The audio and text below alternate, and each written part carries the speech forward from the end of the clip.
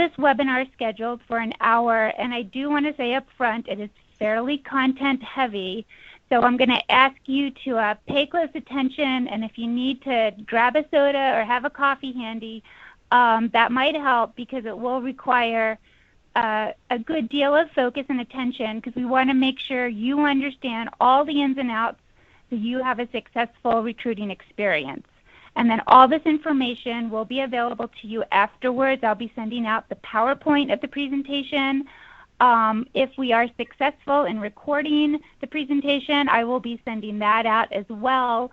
And then, of course, you always have access to Sam or myself if you need any assistance along the way. So we are 100% here for you to answer your questions and guide you through this process. So with that said, I will go ahead and hand it over to you, Tanya. Great, thanks, Debbie.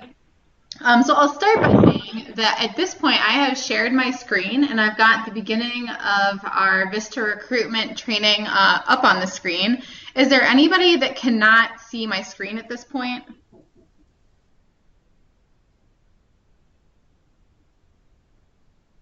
Okay, well, I'll take that as a good sign. Debbie and Tina, can you see it? Just making sure. Yep, we can see it. Great. Okay. And I have started recording the call, so hopefully that is okay with everybody. We'll be able to share this afterwards, so if you want to go back and revisit something we discussed that you didn't quite catch, the recording should be available.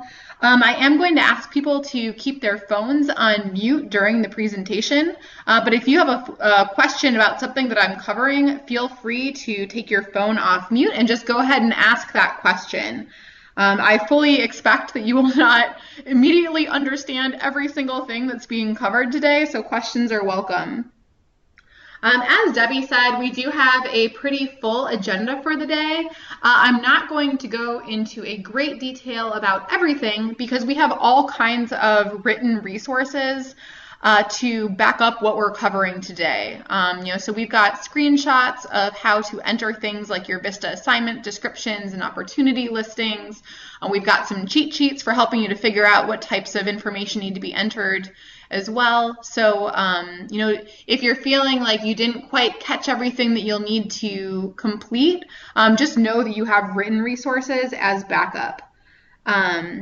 And we'll send those out after the call. And of course, you've got us and Debbie and Sam if you have other questions. So today I'm going to cover everything, starting from putting together the assignment description for your VISTA member, to posting essentially the opportunity listing for that position, to reviewing applications, selecting your candidate, and making sure that that person gets on the road to attending pre-service orientation and starting with your project.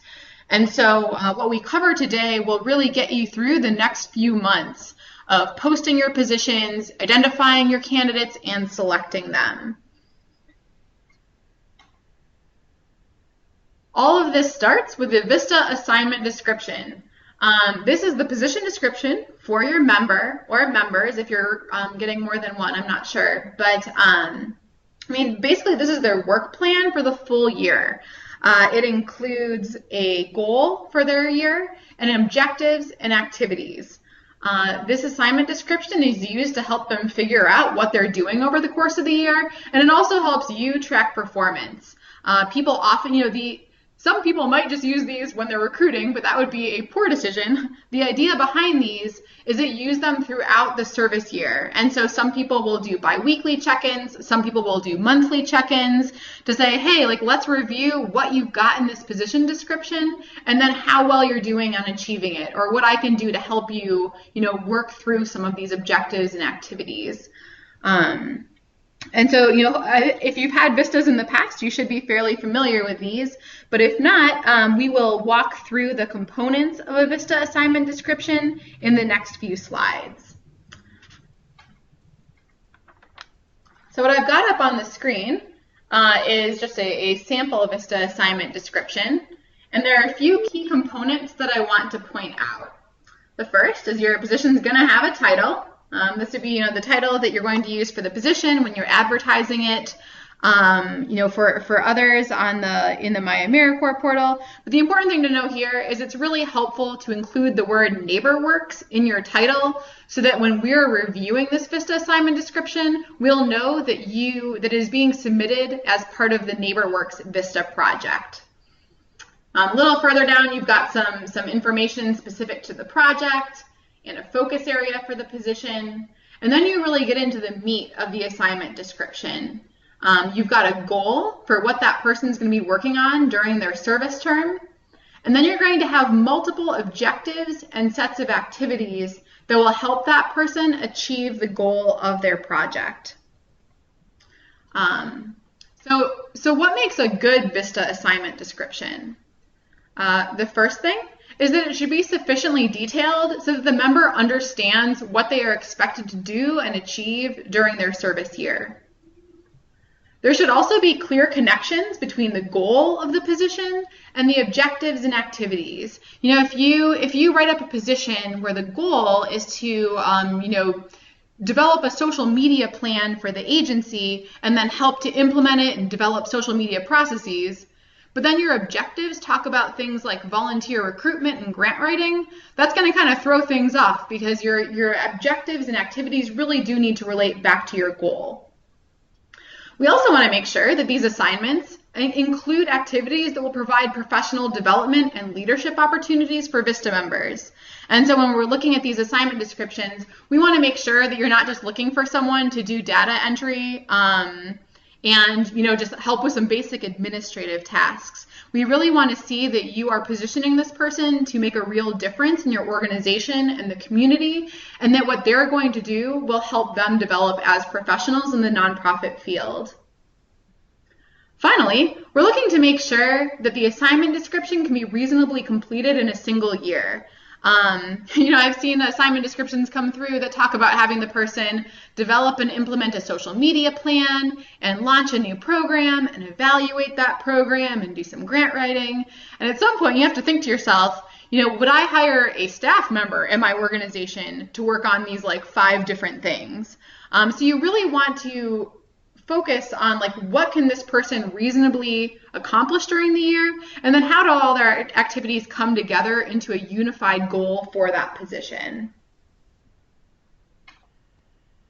So on the flip side of some strong characteristics are things that we might return the assignment description for.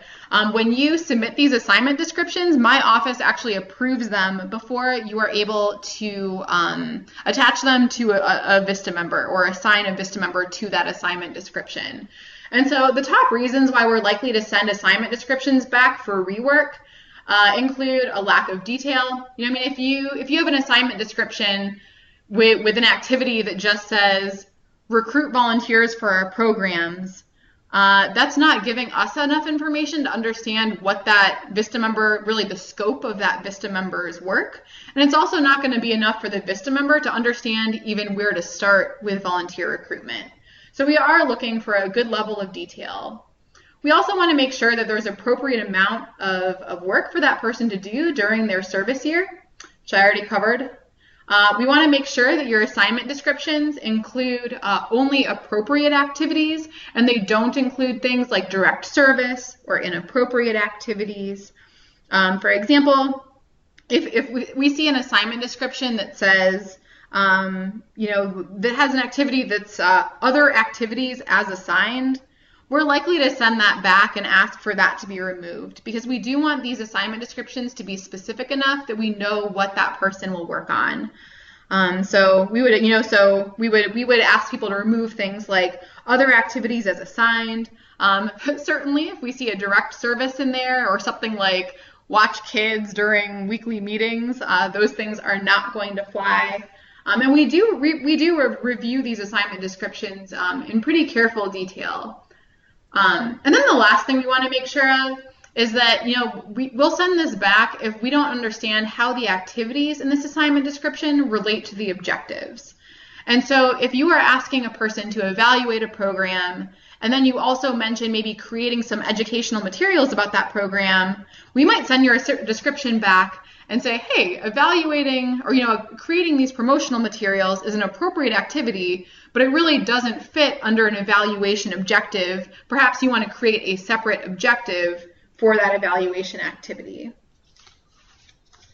I'm going to go ahead and pull up a sample assignment description. See where I found that. I think sometimes it's hard when I'm talking about these theoretical things we do and don't look for to understand what I'm talking about. And so I think this sample I'm pulling up does a good job of it, and I can share this sample with you afterward. But what you see here is that for this project, it's the Toledo Northwestern Ohio Food Banks project. Their goal for this person is to help grow the Harvest Market program to more effectively reach food insecure clients. And so what I want to make sure now, what I'm looking for is that with the objectives and member activities, they all relate back to helping grow that program to reach more clients. So the first thing, the objective here is to help with volunteer recruitment and training and coordination to basically build volunteer support for this program. So the activity below that says you'd go out and you would meet with local organizations and schools and churches to talk about the project and recruit volunteers. And you would create a strategic plan for recruiting volunteers, including some marketing materials. You'll develop volunteer job descriptions, develop a training for the volunteers, and finally a system to coordinate those volunteers. And so this is a great way of breaking out the various activities that will need to take place to launch a volunteer program for this Harvest Market program.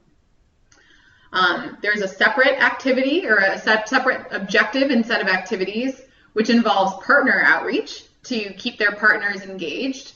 And so under this, you've got some research on potential partners and existing partners, research on potential donors that could become partners, and then creating a blog to help keep those partners and volunteers interested in what's going on. Then this assignment description has a third objective, which is to expand the geographic territory of the program, and it's got a number of activities related to that. And so I think that this does a great job in terms of the amount of detail listed, and then also having 3 separate objectives that all relate back to strengthening this Harvest Market program. Okay, does anybody have any questions about what it means to develop a strong assignment description before I move on to showing you the technical aspects of how to enter that in the portal? Or Tina or Tebby, do you have anything to add?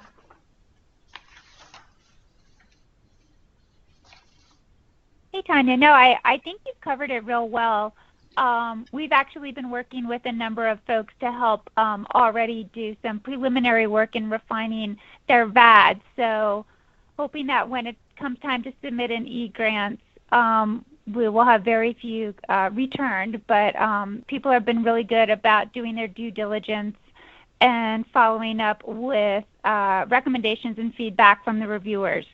So looking forward to having some strong VADs come through the system. Oh, wonderful. All right, well, I will move right on to showing you how to create or enter the VAD then. So I'm going to back out here. So when you first log into eGrants, excuse me. All right, when you first log into eGrants, your screen should look something like this.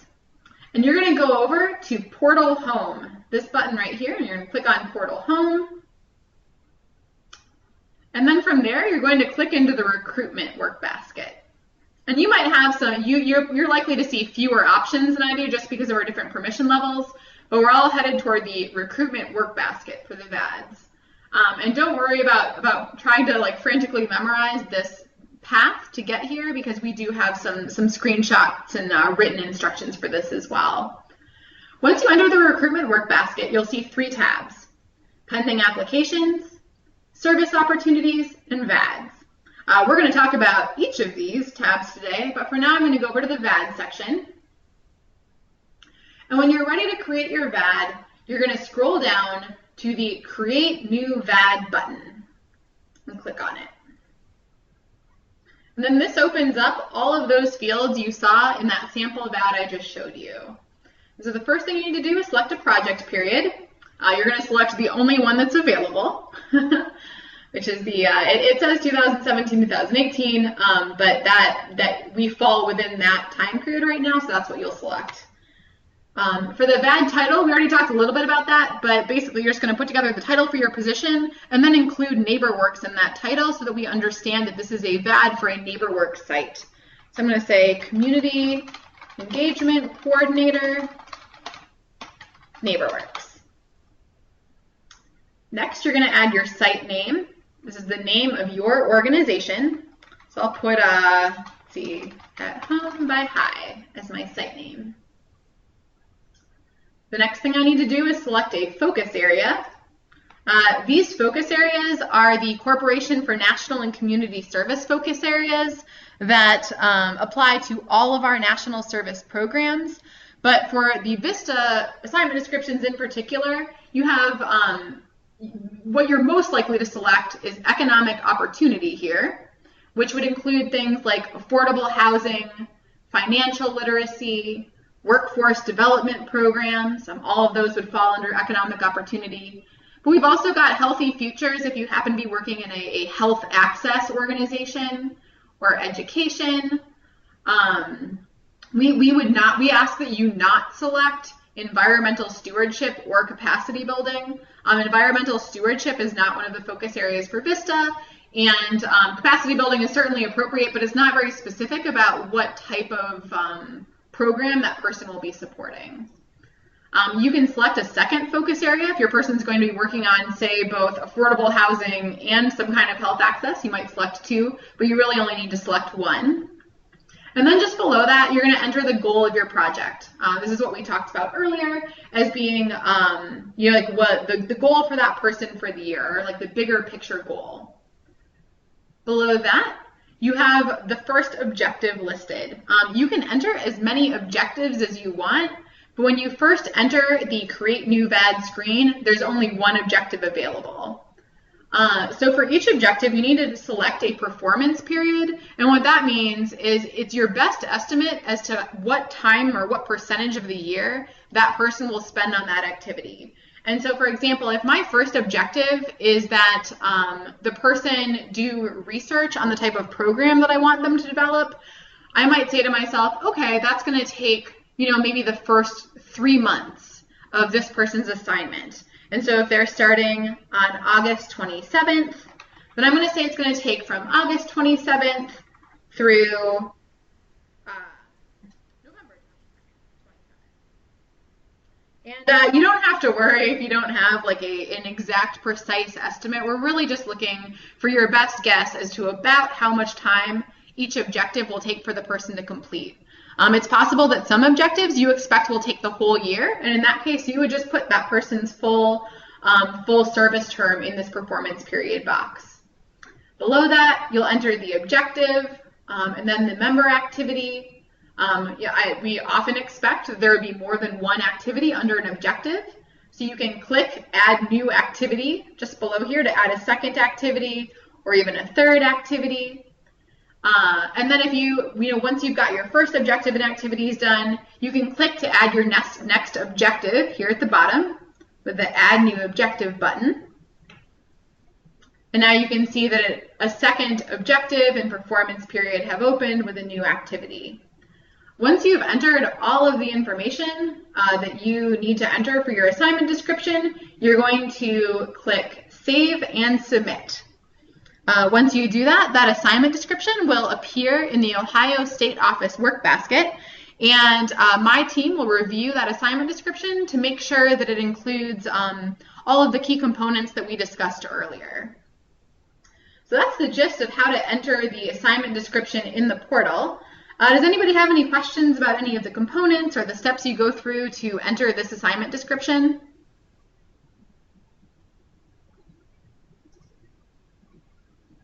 You're also welcome to enter questions in the chat box if you prefer. Okay. I think overall it's pretty straightforward entering the volunteer assignment descriptions in the portal. I think that probably one of the more complicated things for people is that I often see that people will try to have all of their activities under a single objective, or rather than create new activities for each activity, they will just put maybe like all 5 activities for the objective in that first activity box. And so what we ask is that, if you're going to have more than one objective, and if your objectives have more than one activity, you do just open a separate activity and objective box for each item. Okay, so once you've got your position description posted, and once my office has approved it, you are ready to, well, I guess in your specific case, let's see, your VADs are due on May 11th, I believe. Debbie, is that right? Yeah, that's it, May 11th for the VADs. Okay, yeah. So basically, at the same time you're putting together the larger, more detailed assignment description for your VISTA member, you're also putting together a position description that you're going to post publicly to help recruit that person. And so I hope you'd be able to see how those two things relate, right? So once you have your idea of what this person's going to be working on in their VAD, you want to basically condense that information into a publicly posted opportunity listing to recruit people to fill the position. So I'm going to switch over now. Sorry, give me 1 second here. Okay. My screen's acting up a little bit. I'm going to switch over now to show you our public assignment description, or our public opportunity listings. I'll back out of the screen so you can even see. So basically, when someone is interested in joining VISTA, or even if they're just like, if they already know they want to be a VISTA member and they are searching for a specific opportunity listing to apply to, they need to go to the My AmeriCorps portal. This is a public website. You do not have to have a login in order to search for open positions, and it's found at myamericorps.gov. So I've gone to myamericorps.gov, and what I want to do now is search listings. So I'm going to go down here to the search listings box, and this takes me to a search page, and I'm going to say I would like to search for open VISTA positions in, we'll say, Michigan. And I'm going to leave it at that and just see what kind of VISTA positions come up. And so the search box that returns shows me all of the open VISTA positions in Michigan. For each position from the search screen, I can see the name of the position, I can see the position start date, and I can see where it's located. I can also see a brief description of what that position entails. And the reason I'm starting by showing you these search results is that I want to make the point that you really want to make your position, both the title and this brief 2-line description, stand out, because you are competing with literally thousands of others open positions across the United States. And when someone's reviewing these search results, you want them to click on your position. So I'm going to scroll through here, and we're going to find a few sample ones to look at in more detail. Oh, sorry, my screen is cutting out a little bit. Okay, so we've got, I'm going to look at this Build Albion Community Planning. The description here is, come to Albion to take part in the revitalization of a small post-industrial town while gaining invaluable experience serving in a city government, in city planning, using GIS, and more. I think this does a great job of making someone want to click on that listing. They tell you the bigger picture of what you'll accomplish through this position, and they highlight that, hey, if you apply to our position, you'll get really good experience serving in city government. So I think this position does a pretty good job. Basically, the point is, make your position stand out, make it attractive.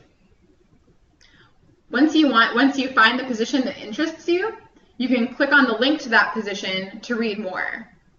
And so what you see here is you still see the name of that position, but now you can see a description of the organization that's hosting the position and a description of the project that that person will be working on. I think this is a pretty good level of detail. They're really kind of going into detail about what this project will involve. As you scroll down the page, You can see what your specific duties would look like through that position. So for example, you will work with the city's GIS system. You will partner with other departments to establish trainings on GIS. You will create training documents for the city, etc. You can also see the program benefits. These are applicable to all of VISTA. So for the most part, these will look the same for every VISTA position. You can see the terms of service, the different kind of the broad service areas that this position relates to. And then you can also see the skills that they hope someone would have or at least be interested in if they're applying to this position. And then over here on the right-hand side, you see some of the more technical or logistical aspects of the position. So you can see that it's a VISTA position. You again have the name of the position. You see the program start and end dates. So the person knows, all right, if I apply to this, I'm going to be starting on August 6th. You can see that it's a full-time position. They're looking for a college graduate. For VISTA, the age requirement is always a minimum age of 18 and no maximum age. You can see that the position is located in Michigan and that they are accepting applications through the end of June. And finally, there's some contact information. So if you have any questions about the position. So once you post your opportunity listings in the portal, they will show up looking something like this to applicants who might be reviewing those positions from anywhere across the country. Does anybody have any questions about what these positions look like for potential applicants?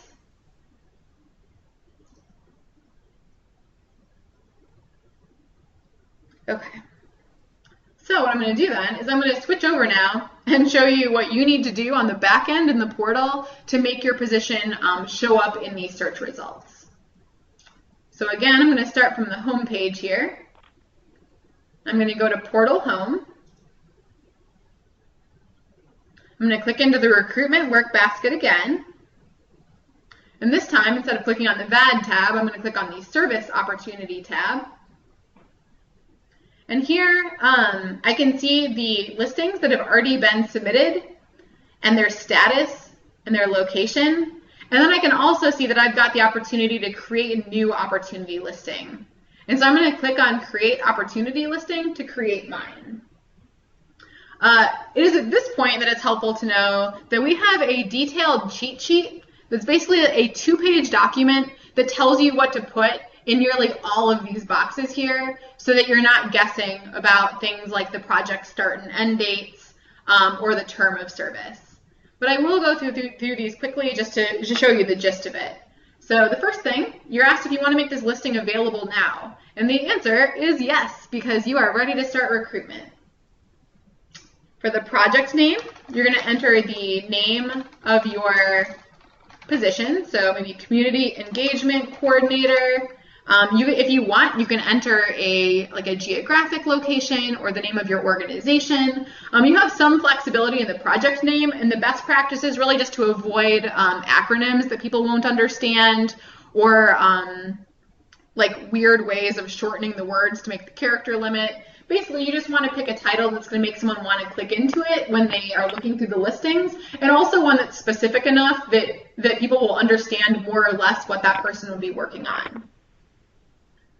For project type, you are going to click AmeriCorps VISTA. For the program code, you're only going to have one option, and that's the grant ID for NeighborWorks.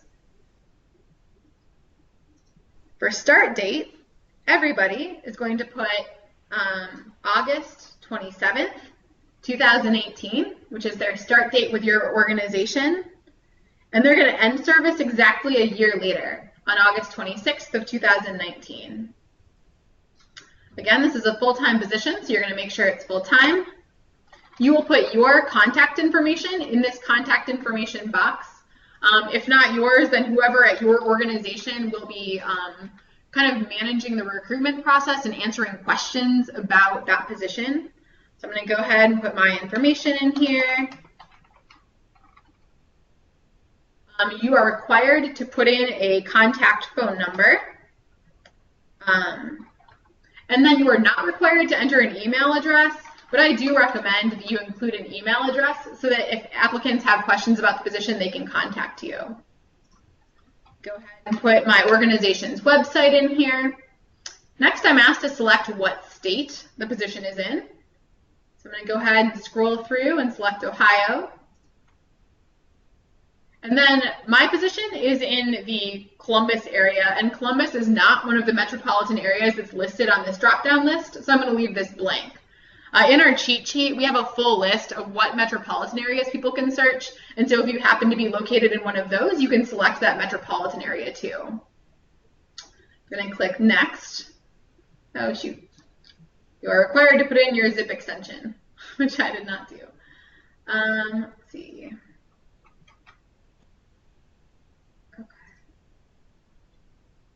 Well, shoot. Let's see.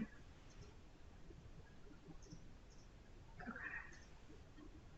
It would be helpful if you know your zip +4 when you are filling these out. So in this next section, you'll see that you need to enter your 2-line description. That's that description that people will see when they're looking at the search results. You've got 200 characters to do it, and you should know that the 200 characters includes spaces. So you've got to keep it brief and to the point. The program description that comes next is really a description of basically a brief description of your organization, and then the project that that VISTA member will be working on. Again, you want to click yes that you're accepting applications now. And then for the NeighborWorks opportunity listings, let's see, so you'll enter accepting applications from the date of the day that you submit this opportunity listing. And what that means is that you want that listing to be available as soon as it's approved. For the application deadline, I believe, shoot, Debbie, was that the 18th? Actually, I'm suggesting people put July 5th or July 6th, even though you're really not going to be accepting applications that far out. Once in a while, you know, there might be some last-minute back and forth where we need to get into the listing to accept your candidate, and that just keeps it open. So it's kind of a safeguard. Okay.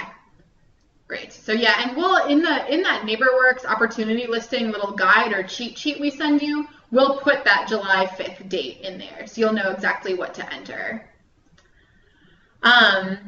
You're going to want to skip this requiring your own application section. You know, if you want the applicants to submit some additional support materials, like maybe like a writing sample, you're welcome to do that, but we recommend that you handle that as you communicate with people once their applications have been submitted.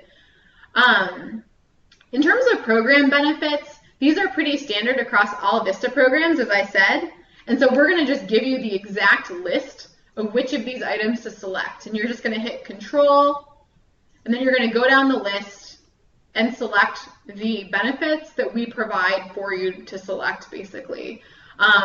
Unless you are planning to provide a housing stipend to your members that would be paid to their landlords, you would not want to select housing, for example.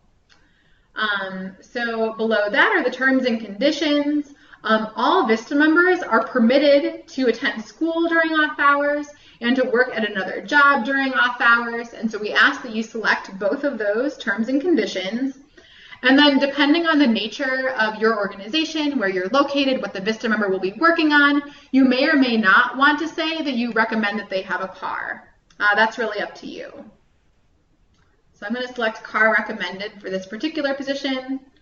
Yeah, it's not letting me move forward because I did not enter these things yet, but basically that's the full opportunity listing. Actually, well,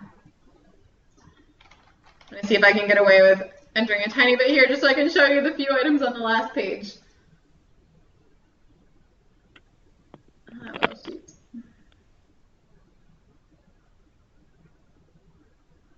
As you'll see when you're going through these things, they're a little bit finicky. And so it's telling me that I needed to be a bit more precise in the way I entered the dates for accepting applications. We're going to go to next here. And so we've already talked about these things a little bit, but basically the minimum age for VISTA is always going to be 18 years old, which is already pre-populated for you. You have a choice about what your desired education level is. I'm going to go for some college here. Then you can pick what skills you would like the members to possess.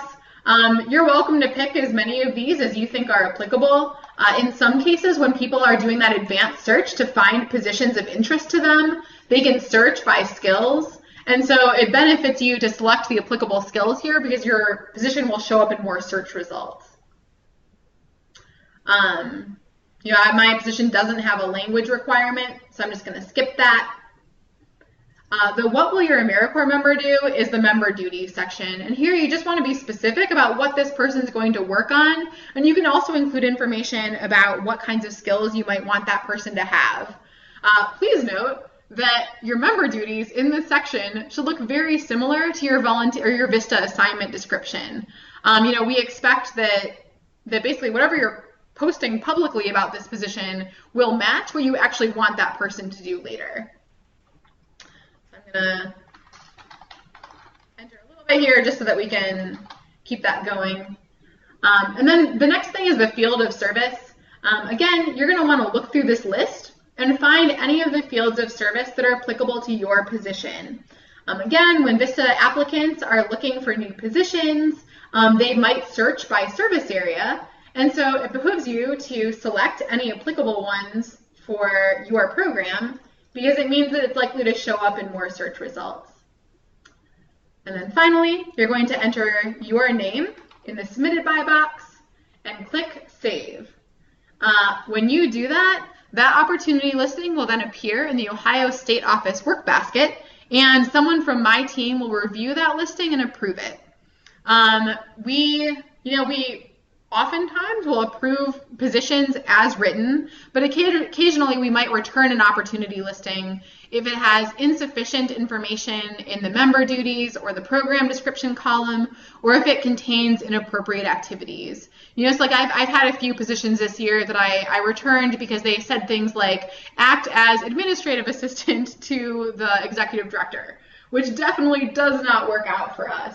Another reason I might return an opportunity listing is if the title for that listing includes information, it includes a term like intern or staff or trying to think of some other ones. Basically for the titles, you want to use words like coordinator or specialist or even just VISTA rather than something that would make this position seem like a staff position or an intern position, which it is certainly not.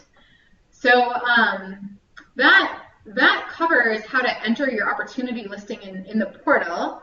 Does anybody have any questions about how that's done or any of these specific items that I went through just now?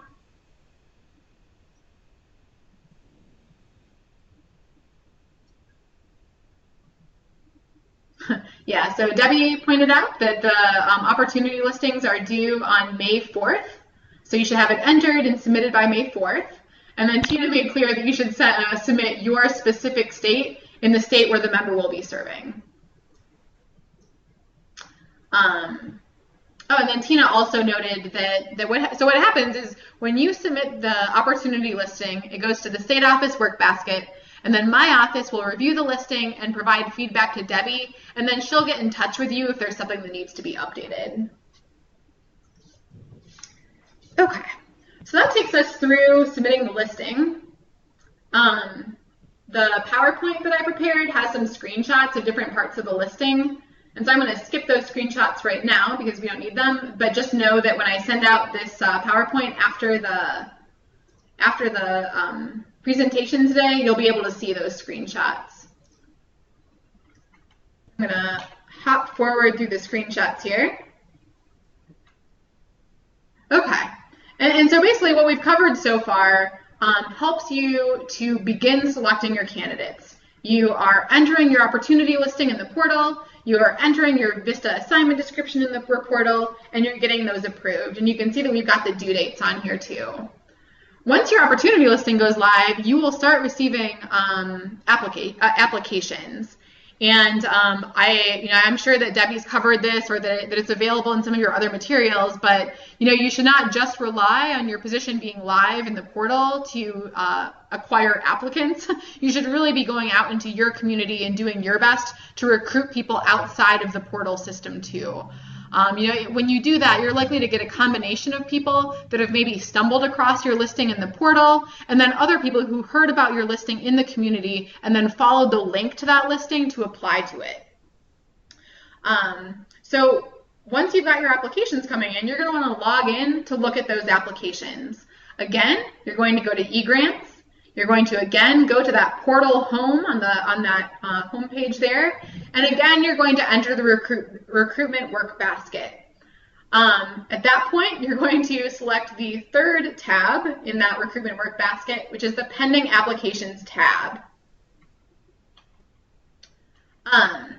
Debbie, do you want to chime in with your recommendations for how people locate their specific applications in the pending application work basket? Yeah, so whenever somebody applies to your listing, whoever's contact information and email you put in your listing, that person will receive an automated email from the eGrant system saying such and such person applied to your listing, go check out their application. So you will have that applicant's name. So when you get to this screen and you open up the pending applications tab, if you click on the word applicant, it will alpha sort, and you'll get a list of all the applicants, and you just need to find your applicant's name and click on that person's name. And just be aware that because you are all subsites in a larger, NeighborWorks program, we can all see each other's applicants. So you'll be seeing other applicants that have applied to other NeighborWorks organizations. But just, stay focused on yours. But that's probably the best way to find your applicant, because you're going to see a lot of information on here that isn't going to pertain to your program because it's somebody else's program. So just keep that in mind and pay close attention to the names, the listings, even the dates. Some of these dates can go back to 2015. Make sure that you're looking at the most, current dates. So just pay close attention when you're in eGrants so you don't get thrown off by, all the information in here that's applicable to everybody in our program. Yeah, thanks, Debbie. And so I'll just show you really quick what Debbie said kind of in practice. So you go to the recruitment work basket here. The very first tab is the pending applications tab. And then Debbie's advice is that you can either search by applicant. So you can basically click on the name applicant to sort here. And so you can see that it sorts by applicant last name. You can search by listing, which will sort by the name of the listing. Or you can sort by date submitted, which is the date that that applicant submitted their listing. And so if you know the name of your applicant, you can just look through until you find that person, and then you're going to want to kind of scroll over in that row and make sure that that person, you're looking at that person's application to your listing, and then also that listing, that you're selecting the right application, that it was basically submitted in 2018. So that's what this looks like in practice here. And you can see, I'm in your NeighborWorks pending application work basket right now, and you can see that there's thousands of applications that have been submitted since the start of this program several years ago. And so you'll just want to be careful that, like Debbie said, you're selecting the right person and that they applied this year. Okay, so I'm going to take us back to the slideshow here. Once you click on that person's name, you'll be able to review their application. The first page of that application is the Basic Information tab, and that is just like it sounds like. It's got that person's name and some basic information about where they live. It does have their birthday, but you cannot decide whether or not you want to select someone based on their age. You'll just want to make sure that that person is at least 18. That's our only age requirement, that they be at least 18. From there, you can scroll down and you can see where they live. You can check down toward the bottom about their earliest availability date. If you're recruiting somebody and you have a strong applicant, but they say that they're not available until October of 2018, that is probably not going to work for you. Or you're at least going to want to check with that person to see if they would be able to start in August, which is what you're recruiting for. The next tab over has the motivational statement for each person. This is a statement from the applicant about why they want to serve as an AmeriCorps VISTA member. We want to see that people have been thoughtful about the way that they completed this statement. You know, I've posted here a strong motivational statement and then a weak statement. In the strong statement, you can see that this person has multiple reasons for why they want to join AmeriCorps, what they expect to learn from it, and how they think that that's going to benefit their community. In the weak statement below that, and I pasted these from applications that I reviewed just today, it starts with, sincerely, what motivates me first was the education award upon successful completion. This is kind of a red flag to me, because if somebody is doing VISTA for the education award, you know, I wouldn't be sure how committed they really are to a year of national service. One other thing I'll say about the motivational statement is that oftentimes, if you're doing a good job of recruiting VISTA members in your community, you might already have even talked to them, maybe they've sent you a resume, they still need to fill out this application in the portal, and they still need to do a good job with each section. So for example, if you've already talked to someone, they feel like they're a shoo-in for the position, if they put a one-sentence statement in the motivational section, my office, when we're reviewing the application, we might have questions about why you selected that person. So just keep in mind that it's not just you that's reviewing these applications, it's also my office, and both parties have to sign off for that person to become a VISTA member. So after the motivational statement, you got the next three tabs that cover skills, experience, community service experience. And you're reviewing these like you would review you know, a resume for a staff position. You're looking to see whether the person has relevant experience for the position. You're looking to see whether maybe they, you know, do they have any big gaps in their resume? If they do, that's something that you might want to ask them about when you're interviewing them. You're looking to see if they have a relevant degree, if they have the level of education that you're hoping for in this position. And then in the community service section, you're looking to see if they at least have some volunteer experience, or at least provide a narrative about different ways that they've been involved in their community in the past. I mean, if you have somebody who is committing to a year of VISTA service, but doesn't have any other volunteer experience listed or a narrative that says why they want to serve, it would just make me concerned about that person's reasons for applying and their commitment to a year of service. So, I mean, these three tabs, the skills and experience, education, and community service, provide a lot of the information you need to know whether someone's qualified for your position. Once you've gotten past these tabs, you're going to look at the criminal history tab. This tab will either tell you this applicant has not disclosed any criminal offenses, or this person has disclosed a criminal offense. If they have not disclosed anything here, then you can just move right on by. If they have disclosed an offense, you need to first ensure that it's not a sex offense or a murder charge, because that person would be automatically ruled out.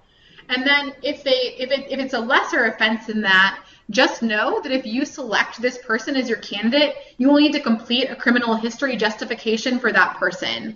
And I will explain briefly what that is in a few minutes when I get to the selecting candidates portion of the presentation. The next tab is the reference tab. Every candidate must provide 2 references in order for their application to be approved. When you are reviewing their application, you will see there are 2 references, at least the names of the references listed, but it may be that one or both of those references haven't been completed yet. You can choose to wait a little bit to see if that person's second reference completes that reference, or you can go ahead and click here to send a reminder to ask that person to complete their reference. The key is to know that you have to have both. So if you've sent that person a reminder and they still have not completed the reference, you're welcome to contact that person via phone and try to get the information about the candidate that way. At that point, you can essentially override that reference in the portal by clicking on the name of the reference and then filling out a brief summary of what information you got from that reference via phone. And you know, another option too is that if you have a reference that you've sent a reminder, that person hasn't responded, if you follow up with a phone call and you're still not getting information, you're welcome to ask the candidate for a different reference and talk to that person instead. I would say that a best practice is, even if you've got 2 references that were submitted as part of the application, I would recommend that you still call one or both of those references to talk to them directly about the candidate. You know, I think you get a lot of information talking to people that you wouldn't necessarily get in that written piece. So when you're reviewing the references, the first thing you want to make sure of is that this person is not, like, the reference is not this person's like friends or family. You know, if you have a reference that comes from somebody's mom, probably that's not going to be the most objective reference. And it also would make me concerned that this person doesn't have a more professional reference to include. So references that I would regularly see from VISTA members that I think are appropriate are people where that VISTA member has volunteered, past job supervisors, instructors or advisors if that person's just coming out of college. Basically, we just don't want to see friends and family. Beyond that, the reference has to select how competent they think that applicant will be for the position. And so they can choose between outstanding, above average, satisfactory, below average. Obviously, if this person is selecting these references, you would hope that they would select people that would give them good references. So even then, if someone's only putting satisfactory or below average, that's a big red flag. So I would hope that, the reference would rate that person as outstanding or above average at minimum, and I would definitely call that reference if they rate them anything below that. The reference will also provide narrative information about that person's work performance, relationship with others, emotional maturity. Again, you're really just looking to see whether this person is recommending the candidate for the VISTA position, or if they're giving you information that might be a red flag. Finally, the reference is asked to give an overall recommendation about whether they recommend the applicant for your position. If the reference chooses anything below "I recommend the applicant," that applicant will have a 50% chance of early terminating from your project. And so just to let you know, if we ever see a reference who basically recommends the person with reservations or doesn't recommend the person, we are very likely to go to Debbie and say, hey, we have concerns about this person being selected. Like, we need a really good justification for why this person was chosen. I'm going to skip the searching for applicants portion for now. We can send out some information about how to do that after this call, because I want to cover in the last few minutes what happens when you actually select your candidate. So once you've reviewed your references, you've reviewed all the applications, you're obviously going to pick a subset of those people to do interviews with. If you want to interview every applicant you get, that's great too. You are not required to interview everybody. But so once you've interviewed your candidates, selected your candidate of choice, the next step is actually selecting them in the system. And what I will say here is that it would be a mistake to wait. If you find a strong candidate, it would be a mistake to wait until the very last minute to select that person, interview that person, move forward with making them your candidate. Oftentimes, people who apply to VISTA positions are applying to multiple VISTA positions. Maybe they're applying to some other jobs too. And if you wait too long or drag your feet on moving forward with interviewing and selecting that person, you can very easily lose that person to another organization. So I would move aggressively to review applications and select your candidates of interest. All candidates have to be selected in the portal by June 18th. That is your deadline to Debbie to have that candidate selected. After that, once you've selected that person in the portal, and I'll show you what that looks like in a minute, but once you select the person, they receive basically an auto-generated email from the system letting them know that they have been selected for a VISTA position.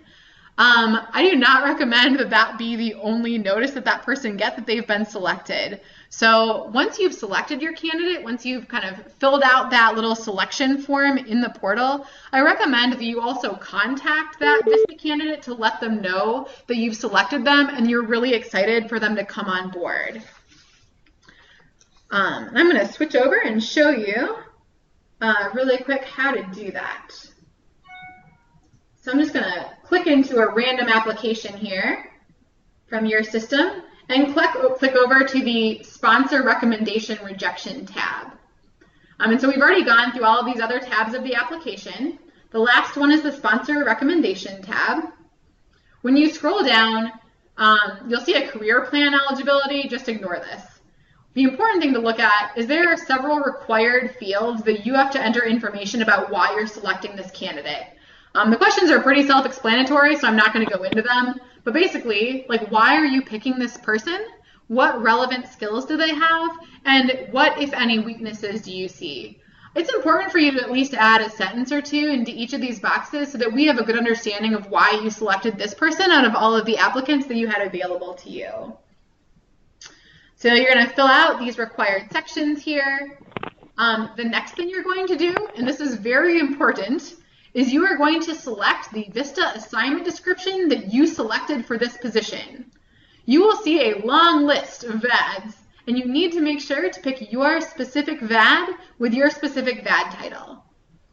This is important because there are a bunch of times when we will look at what VAD someone's been assigned, and if you accidentally select the wrong VAD in this situation, it causes multiple hiccups down the road that we later have to correct. So say I'm hiring for the built-in Spokane program development position, then I'm going to select that VAD. The next thing I'm going to do is I'm going to select my organization site. So again, you're going to look down this list, and you're going to find your organization's name and select that. I can't very easily find the Spokane one, but since I selected that VAD, that would also be the one I would pick. I'll just pretend I'm selecting it here. And then the last thing you're going to do is you're going to put in an overall recommendation for how much you think this candidate is a good fit for your position. We would hope that you would recommend whoever you eventually select without reservation, which would be this top option here. Once you've done that, you're going to hit select. And as soon as you hit select, that's when that automatically generated email will go to the candidate to let them know that they have been selected by you for your position. And that's when we pick back up with having you also notify the person that they've been selected, let them know that you're excited for them to come on board. If you have multiple people that you thought were decent candidates, you might also want to give this person a deadline. Say, hey, we've selected you in the system. Please accept this position within 3 days if you would like to be the VISTA member for this position. I'm going to switch back over to the PowerPoint here.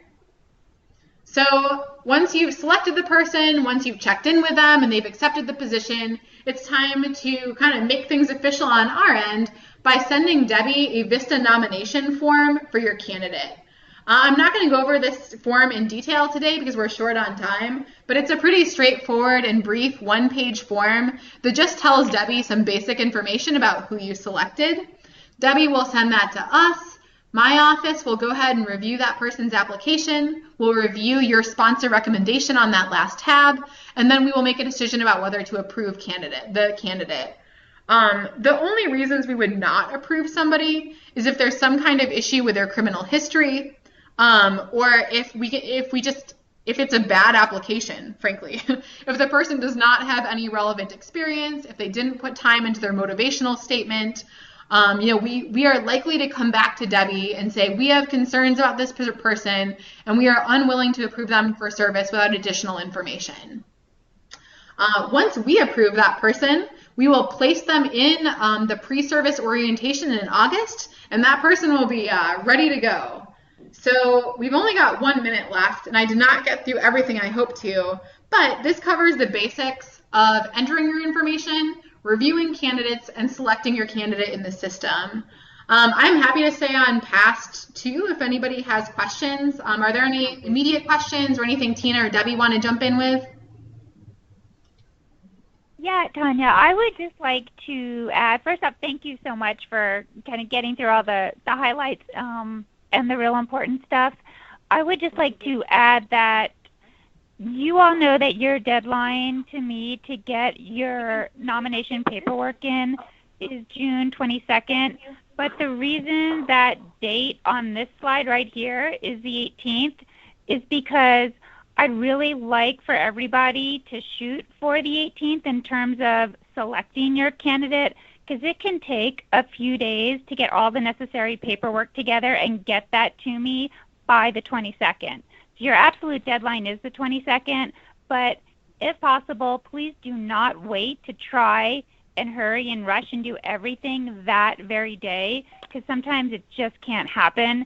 And if everybody waits to the 22nd, then I'm getting lots of emails from all of you, and it just slows everything down and becomes a bit of a bottleneck. So as soon as you have somebody ready to go and all the paperwork ready, definitely send that on to me. Don't wait for the deadline. But if you're in a position to select a candidate earlier that week, go ahead and do so, because that just makes life easier for everybody.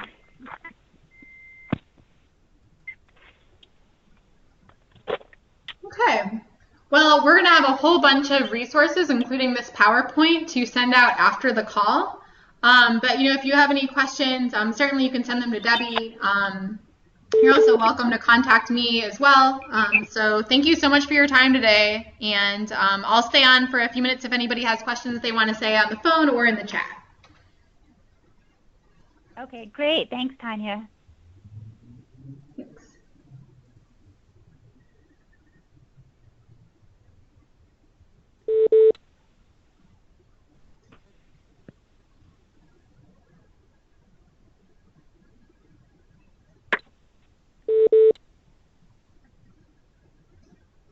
Okay, yeah, it looks like we made it through most of the questions. Thanks for jumping in, Tina.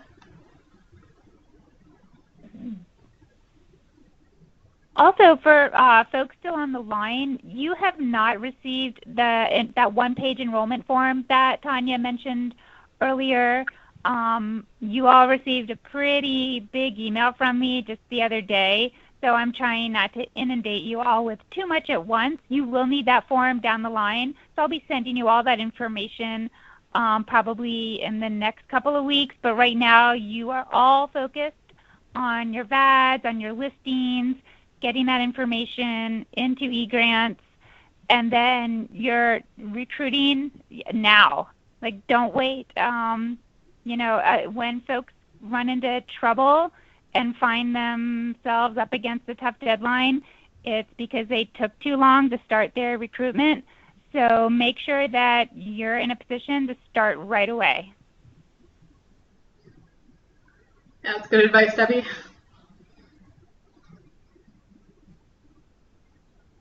Okay, well, I think we'll go ahead and wrap up.